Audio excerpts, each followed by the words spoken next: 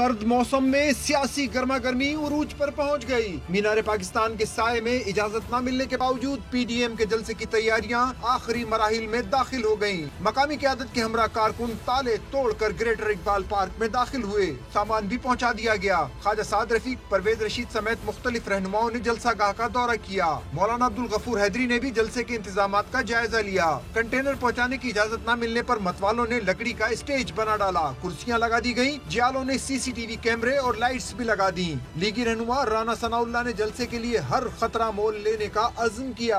हम आवाम की वोट की इज्जत के लिए, हम इस मुल्क को आइन और कानून के तहत चलाने के लिए इस हद तक कमिटेड हैं, इस हद तक जो है वो हम कमिटेड हैं कि हम हर खतरा जो है वो मोल लेने को तैयार हैं। उधर बिलावल हाउस में खुसूसी ट्रक की तैयारी भी जारी है, जिसमें सीसीटीवी कैमरे और लाइट्स नस्ब हैं। बिलावल भुट्टो इसी ट्रक पर सवार होकर जलसागाह पहुंचेंगे।